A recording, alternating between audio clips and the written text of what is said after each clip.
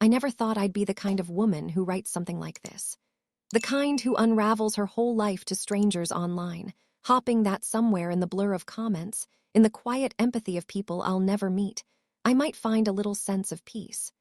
But here I am, staring at the blinking cursor, trying to figure out where the story even starts.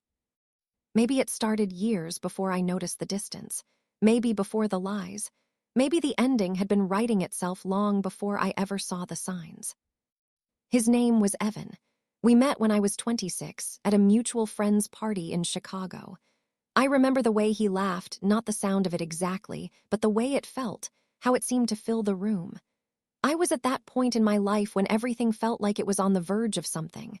My career, my confidence, my sense of who I was. I just started working as a designer for a small marketing firm, living alone for the first time, learning how to cook actual meals instead of eating hummus and crackers for dinner. I wasn't looking for anything serious, not really, but when he smiled at me across the room, I felt that stupid, cinematic spark that I'd always rolled my eyes at before. He was a journalist, smart, quick-witted, with that slightly chaotic energy that made you feel like life around him would never be boring. I liked that.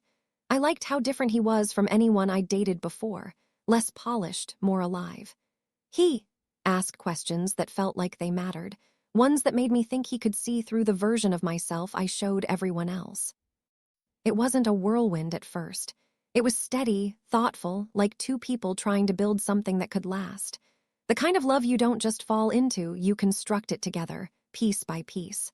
For a long time, I thought we did. We moved in together after a year. It was a small apartment with peeling paint and terrible lighting, but it was ours. We fought over things like dishes and laundry, but always in that way that feels normal, even intimate proof that you're still trying. There were nights when he'd stay up late writing, tapping away on his laptop while I fell asleep beside him, the glow of his screen like a heartbeat in the dark. I didn't notice the change at first, or maybe I did but didn't want to see it. That's the thing about love, you become fluent in denial. You learn to translate absence into excuses. When he stopped reaching for me at night, I told myself he was tired. When he started coming home late, I believed his stories about deadlines. I even believed him when he said the lipstick on his shirt was from a coworker's hug at a party. Because sometimes it's easier to feel foolish than it is to face the truth. The night I finally knew, really knew, was a Tuesday. I remember because it was raining, that steady, endless kind of rain that makes the world feel smaller. He'd left his phone on the counter, screen lighting up every few minutes. I didn't mean to look, not at first.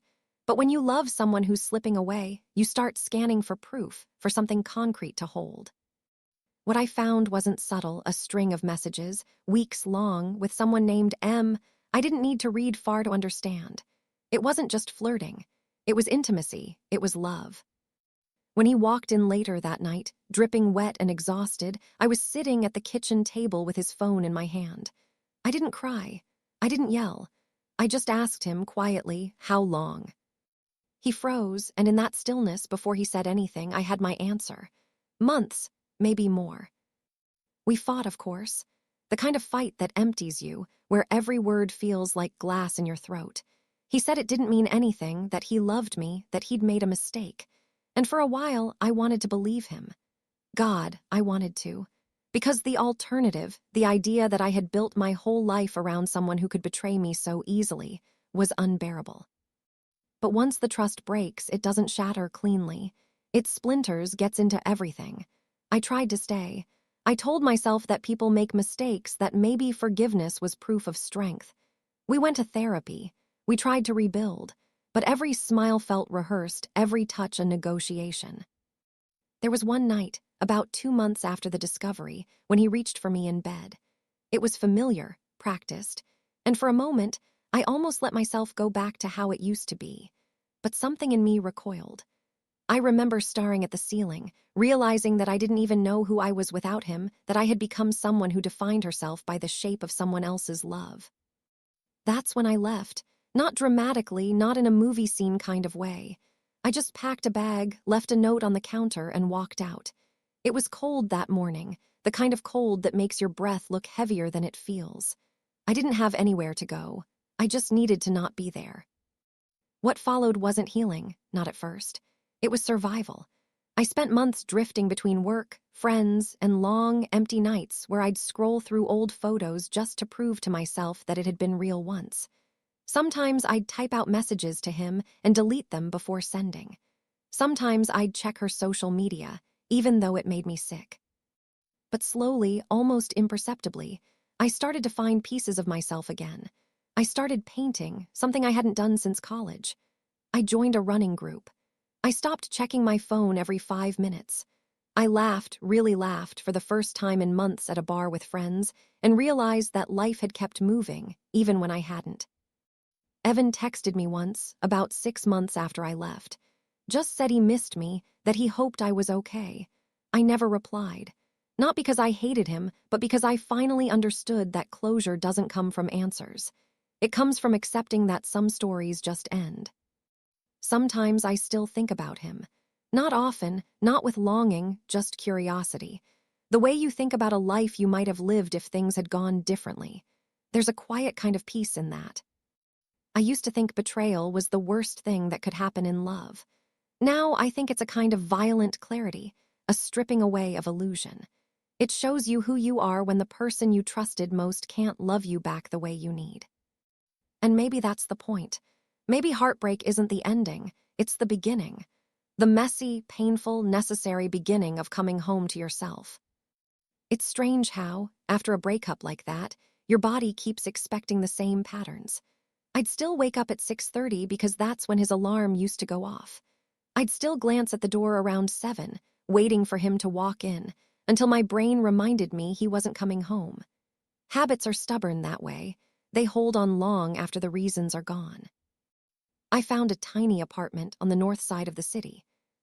It was nothing special, beige walls, creaky floors, a kitchen barely big enough for one person, but it was mine. I remember the first night I spent there. I didn't have much furniture yet, just a mattress on the floor and a single lamp. I ordered takeout and ate straight from the box while sitting cross-legged on the bed. The silence was heavy but not unbearable. It was honest. That was new. For weeks I lived in that quiet. I didn't talk much, didn't go out. I went to work, came home, made tea, scrolled through social media, and slept. People think healing is loud, all breakthroughs and bold decisions, but it's mostly stillness. It's learning how to exist without constant noise. It's walking past couples on the street and not looking away. It's remembering who you were before someone else's presence took up so much space in your life.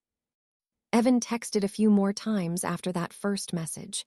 The last one said, "I just want you to know I'll always love you." I stared at it for a long time before deleting it, because love that breaks you like that love doesn't get to stay. I threw myself into work. My boss started giving me bigger projects. I think she could sense that I needed it, something to fill the hours, something that made me feel like I was building again. I met people, new ones, colleagues, clients, acquaintances who didn't know my story, who saw me as just another woman trying to make her way in the city. I clung to that version of myself like a lifeline. And then, of course, there was Daniel. He came into my life quietly, not as a replacement, not as a rescue, but as a presence. We met through a client project. He was a photographer, the kind of person who seemed effortlessly grounded. He had this calm way about him, like he didn't need to fill silence with words. At first, I didn't think much of it. I wasn't ready to trust, let alone love again. But he had this gentle persistence, this way of making space without pushing. One evening, after a long shoot, we ended up grabbing dinner. It wasn't a date, at least, not officially, but it felt like one. We talked for hours about everything and nothing. Movies we loved, childhood memories, the weird little details you only share when you're unexpectedly comfortable. There was no spark, no lightning strike, just warmth. Familiar, safe. I didn't know how to handle that kind of safety yet. Over the next few months, we kept orbiting each other, texts here and there, coffee after work, the occasional late-night call when neither of us could sleep. He never asked about my past. Not once. But I could tell he sensed the edges of it, the parts I still carried quietly. It took almost a year before I let him in completely. A full year of friendship, of small steps. I remember the night it finally shifted. We were sitting on my couch, watching some old film, and I caught myself leaning into him without realizing it. When he kissed me, it wasn't fire or chaos. It was something softer. A beginning, not a distraction. I wish I could say I fell easily after that, but it wasn't like that. Loving someone new after betrayal feels like learning to walk again. Every step feels uncertain. Every kind word makes you flinch, waiting for the other shoe to drop. Daniel never pushed. He'd just hold my hand and say, "We'll take it slow." And we did. Still, there were nights when I'd wake up with that old ache in my chest. Not for Evan, exactly, but for the girl I used to be with him. The one who believed love was a promise, not a risk. I'd lie there in the dark, tracing the outline of Daniel's shoulder, trying to believe in the possibility of good love again. We moved in together after 2 years, not because it was time, but because it felt right. And I realized something then: healing doesn't mean you stop hurting. It means you stop needing the pain to define you. Daniel never once asked me to be anyone other than who I was. He didn't try to fix what Evan broke. He just showed up day after day until I started to believe that maybe, just maybe, love could exist without breaking me first. And yet, even in that quiet happiness, there were moments of fear. Moments when I'd catch a flicker of doubt in my chest, that tiny, traitorous whisper that said, "What if it happens again? What if you're not enough again?" But instead of burying it, I told him. We talked about it. We didn't solve it, but it didn't swallow us either. That was new. One night, I asked him, "Do you think people ever really get over being betrayed?" He thought for a moment, then said, "No, but I think they learn how to stop living in the shadow of it." And I think that's what I was doing, learning to step out of the shadow. Sometimes I still think about Evan. Not often. Just in flashes, like when a certain song plays or I see someone who looks a little like him. There's no anger left. No longing either. Just a quiet gratitude that I survived him. That I learned what I needed to learn, even if it hurt like hell. Because that's the thing no one tells you about infidelity. It doesn't just destroy your trust in someone else. It fractures your trust in yourself. You start doubting your instincts, your worth, your ability to love and be loved. It takes years to rebuild that foundation. Years of reminding yourself that someone else's failure doesn't define your capacity for tenderness. And now, sitting here, writing this, I think I finally understand something that took me a long time to see. That betrayal was never the ending of my story. It was the beginning of a different one. The kind where I learned to love myself without needing anyone else's permission. A few years passed like that, quietly, steadily. Daniel and I built a life that felt real. Not movie perfect, not effortless, but solid. We had our small rituals. Saturday mornings at the farmer's market, coffee on the balcony when the city was still half asleep, long walks that ended in comfortable silence. There were fights, too, not explosive ones, but the kind that lingered under the skin, quiet misunderstandings that took time to untangle. But unlike before, nothing ever felt like it would collapse everything. I didn't live in fear that love would vanish overnight. That was new. Still, healing isn't linear. Some days I felt like I was whole again. Others, I could feel old scars pulse beneath the surface. Like the night I ran into Evan for the first time in almost 5 years. It was at a mutual friend's engagement party. I didn't even know he'd be there. I saw him across the room before he noticed me. He looked older. Not bad, just more worn, like life had settled heavy on him too. When he finally turned and met my eyes, there was this brief, charged stillness, like the air recognized us before our bodies did. He walked over slowly, a polite, cautious smile on his face. "Hey," he said. "Wow, you look good." I smiled back and I meant it. "Thanks, you too." It wasn't awkward, surprisingly, just quiet. He asked about work, about life, about whether I still lived in the city. I told him I did. He mentioned he'd gotten married, that she was kind, steady, good to him. I felt something loosen in me then, like an invisible knot that had been there for years finally came undone. When I told Daniel about it later, he didn't ask for details. He just listened, nodding, his hand finding mine. "You okay?" he asked. "Yeah," I said, and I was. For the first time, I really was. I realized that night that closure doesn't come from confrontation or apologies. It comes quietly, when you no longer need anything from the person who hurt you. Life went on. Daniel and I talked about marriage, but we never rushed. There was no need to chase a label or timeline. We'd both loved and lost before. We understood the weight of those words, forever, always.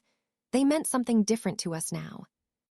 There were moments of imperfection, days when he was distant, when I was too guarded. But every time we drifted, we found our way back. Not because it was easy, but because we chose to, over and over. And yet, what surprised me most wasn't the love we built. It was the peace that grew alongside it. A gentle, steady kind of peace I'd never known before. One evening, years later, I was sitting on the balcony watching the sunset while Daniel cooked inside. The city hummed softly below, cars, laughter, the low rhythm of life moving on. I thought about how much had changed. About the girl I used to be, the one who believed love was supposed to be consuming, dramatic, all or nothing. Now, I understood that real love isn't the fire that burns you alive. It's the steady warmth that stays when the world goes dark. Daniel came out, 2 glasses of wine in his hands. He sat beside me, handed me one, and said, "You look far away." "Just thinking," I said, smiling. "About what?" "About how lucky I am, that everything fell apart when it did." He laughed softly, like he didn't quite understand, but he didn't press. He just reached over and rested his hand on mine. And that was enough. Sometimes I still think about what I'd tell that younger version of me, the one who thought she wouldn't survive heartbreak. I'd tell her that she would, that she'd walk through the worst of it and come out softer, not harder, that she'd learn to build a life from quiet, ordinary moments, that she'd stop mistaking chaos for love. I'd tell her that the pain she thought would break her would actually save her. Because it did. Years later, when people ask about my story, I don't start with the betrayal anymore. I start with what came after, the rebuilding, the small acts of faith, the mornings I woke up and chose to stay open when it would have been easier to close off. And maybe that's the real ending, not a grand gesture, not revenge, not even a perfect romance. Just a woman who learned to live with all her cracks showing and still found love anyway.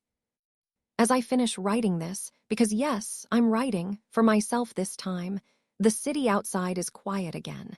Daniel's asleep. The soft light from the window makes everything look like it's been forgiven.